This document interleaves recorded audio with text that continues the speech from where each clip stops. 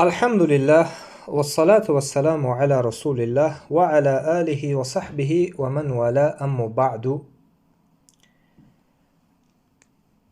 خیلی که شما در این ویدیو میبینید که این مقصد چی سخنها گفت و از اولی نواری که در اینجا تقریبا 11 دقیقه است، 10 دقیقه و 40 ثانیه.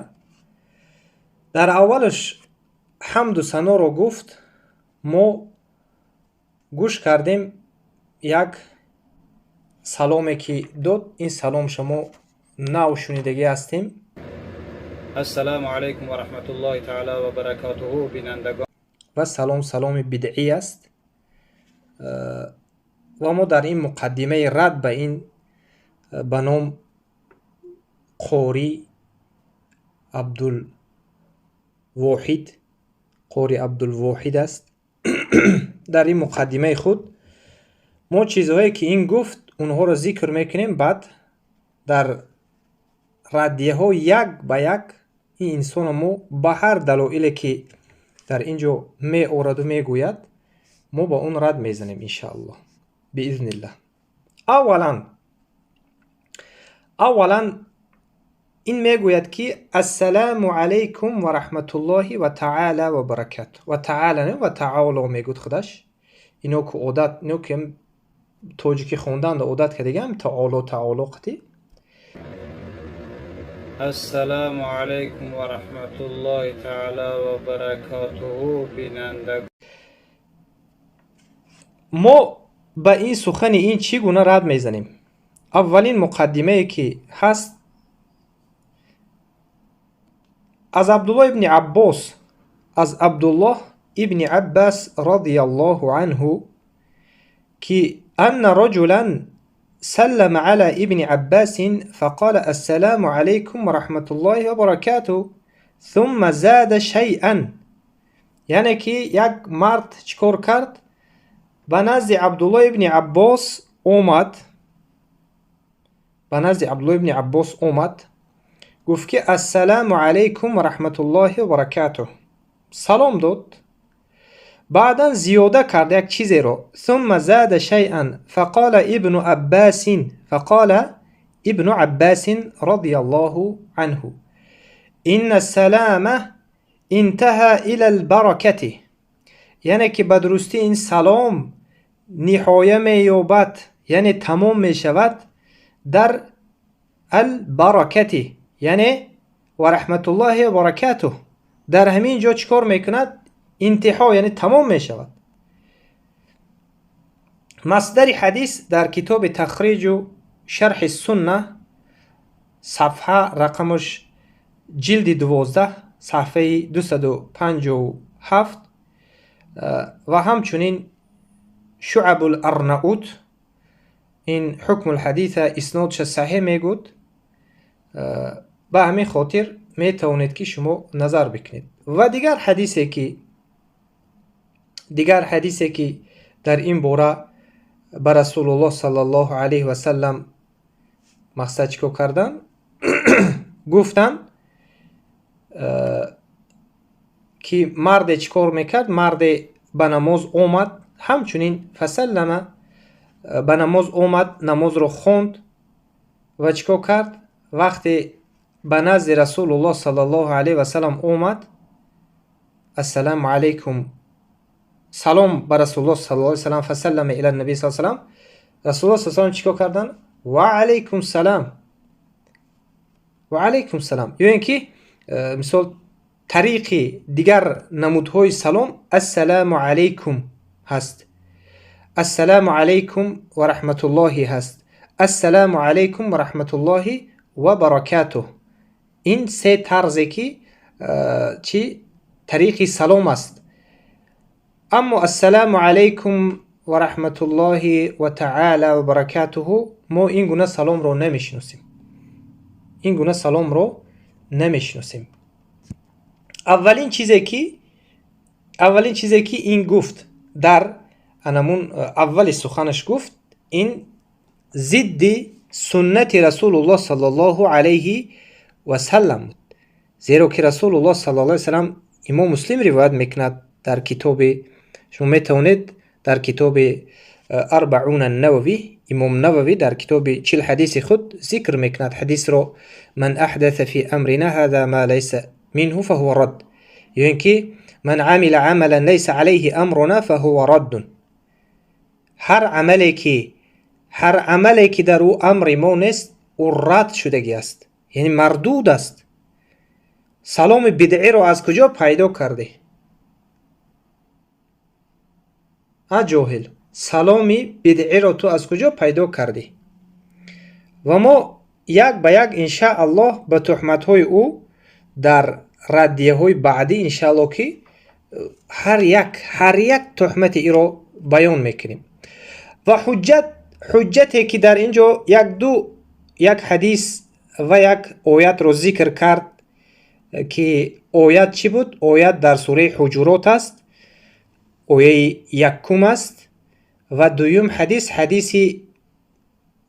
اسامه ابن زید است که اون حدیث میگرد یعنی به تمام در مابین 10 دقیقه همین 2 دلیل آورده است. این دلیل بر ضد خود همین انسان هست.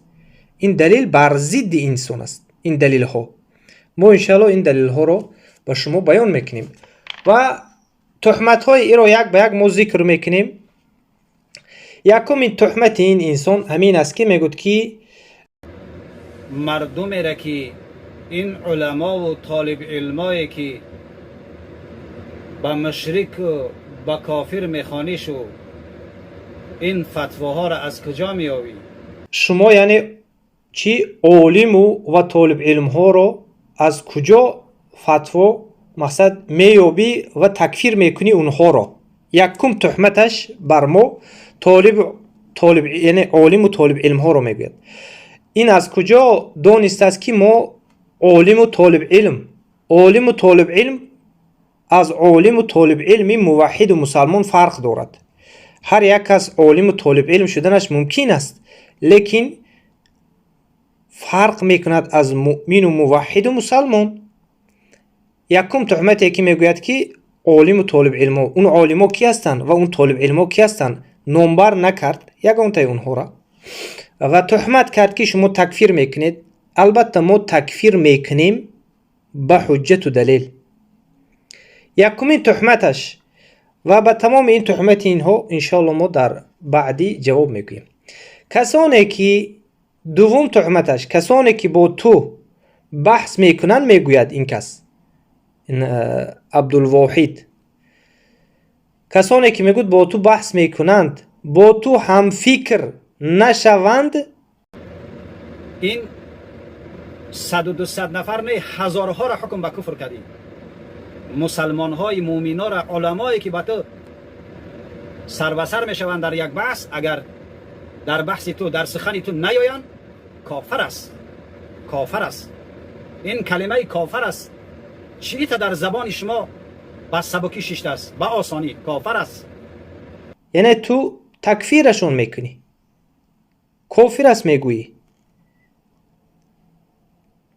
سبحانك هذا بهتان عظیم، پاک از پروردگار و این بهتان بزرگ است بر یک طالب علم بزرگ با مانند ابو محمد مدنی حفظه الله و با دیگر تمام موحدینی که دعوت به سوی توحید میکنند. سبحانك هذا بهتان عظیم و به این یگان دلیل هم ندارد. و اون بحث هایی که با اهل بدعت و مشرکین شدگی هست و اونها همش معلوم است، مشهور است، آشکار است، روشن و واضح است و کفر و شرک اونها در چی بود اثبات کردگی هستیم الحمدلله و اثبات شده ایستاده است. سیوم تهمتی که این کرد، 4 روز پیش یک نوار دیدم، ابو محمد تکفیری. 4 روز پیش من یک نوار دیدم. در نوار میگه که کسی که شهروندی روسیه را داره کافر است، زیرا که شما قانونای او را قبول میکنید. ما قانونای دنیایی او را قبول میکنیم، نه با اونا همدین شدن و شریک شدن. ما قانونهای دنیایی او را البته که اینجا آمدی پکر در کجا گشته ایسای تو؟ اینجا آمدی شهروندی روسیه به گرفتن شهروندی روسیه قانونها اینجا را قبول داریم به گرفتن پتن میکنیم نلاکی پتن میسپاریم جای کار را به پتن قفنش طرف میرن این قانونها را بجا میاریم ای تاکسی چی سر کرده تا تمام شهروندا قانون اینجا را بجا میارن اما در دین شریک نیستیم پکر و 200 300 هزار از تاجیکستان یک تنها شهروندی روسیه را قبول کرده است کافر است همه اونا میگن کافر است مهاجرانی محترم آیا شما در همین گپی امیر رضا هسته کسی شهروندی روسیه را داره کافر است یا کدام از شما وقتی گرفتن پاسپورت نعوذ بالله گفتن که عیسی علیه السلام پسر خداست همینطور گفتین و در کارهای دولتداری ما کانستیتوسیا را قبول به کانستیتوسیا نمیشود میگوید که کسی که شهروندی روسیه رو دارد کافر است یعنی یعنی ابو محمد مدنی با شیخ ابو محمد مدنی حفظه الله که بهترین طالب علم است الله حفظش کند با اون کس این تهمت زده ایستاده است که میگوید شهروندی هر کسی که شهروندی روسیه رو بگیرد کافر است یعنی این تهمت سومین تهمتش است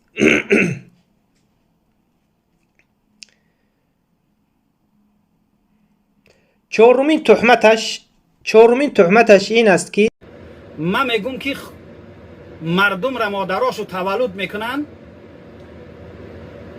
اونا را به گپ اصطلاحات قرارگینی ما الله میگن بچه علما خواه میروه من میترسم که همون مادری تو را تولد کرد کافر است گفته گهواره تو را نجنبارونده باشه که میگوید من میترسم که مادرت میگو تو رو در گهواره یعنی کافر است گفته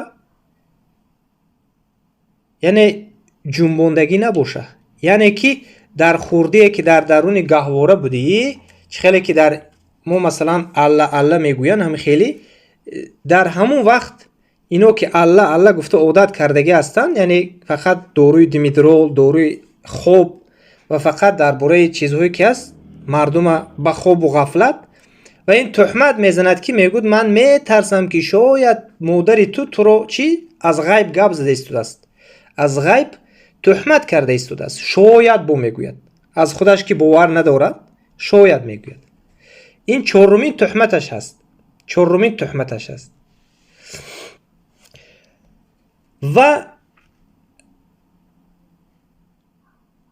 دیگر چیزهایی که این دارد این میگوید که من با تو بحث کردن آماده‌ام دیگر من برای تو گپ ندارم شاید گپ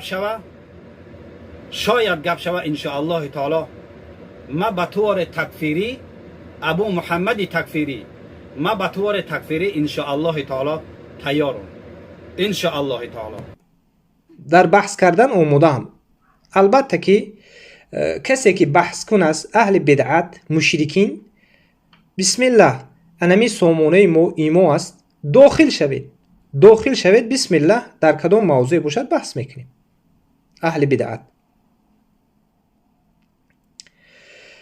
و میگذاریم به کفرها و شرکهای این انسان در اینجا چی کفریات چی شرکیات رو میگوید که ما آینده اینها رو دلیل هاش ذکر میکنیم در ردهای دیگر انشاءالله یکمی کفرش همین است که میگوید ما قانونهای اینها رو یعنی کانستیتوسیا رو قبول داریم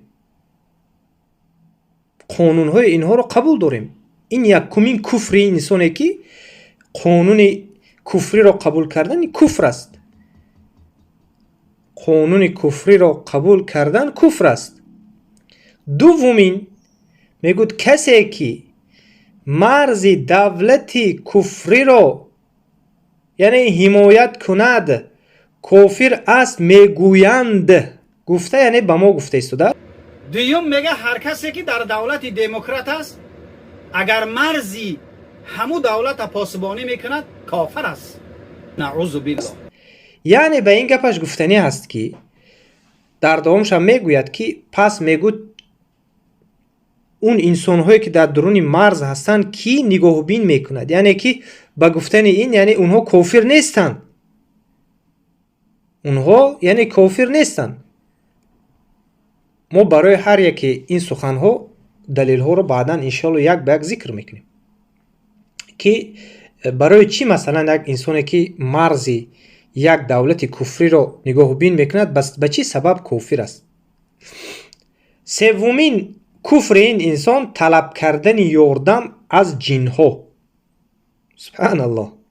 ای قاری ابو صلاح، قاری صلاح برادر، قاری صلاح برادری که در روسیه هستی، یگان جن ای دور حضرت سلیمان علیه السلام نداری صدقه ارواحای گذشتگان چم رایی که بدبخت بگیرن بیارن جن خونه که کلتک شپش که زنجیربند که از آن چه با او قلم در سنبای پاش بزنی دیوانه شدگی ای همون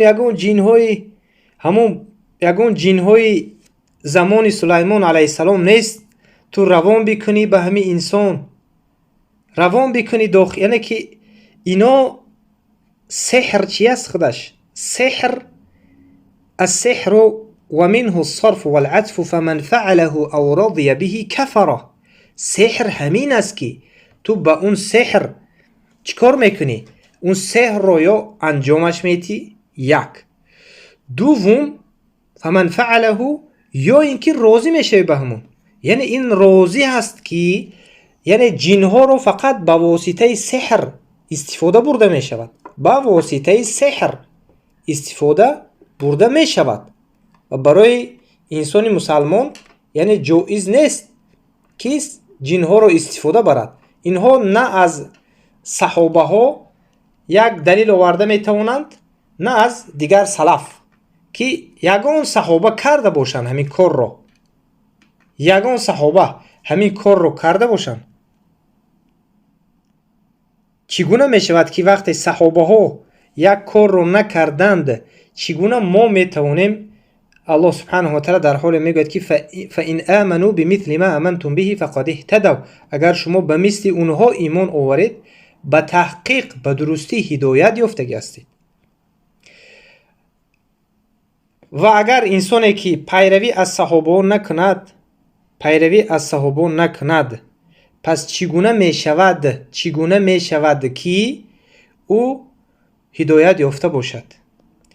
و همین بود مقدمه ما به این به نام قاری عبدالواحدی دموکراتی جن پرستی جاهلی خودش نمیدونه چی گفته ایستاده است و ان شاء الله باذن الله سبحانه و تعالی ما به هر یک سخنهای کفری این و کفری ایره اثبات برای اثباتش و این عقیده کفری و شرکی بودنش اثبات کردنش ما ان شاء الله دلایل ها را یک به یک ذکر میکنیم.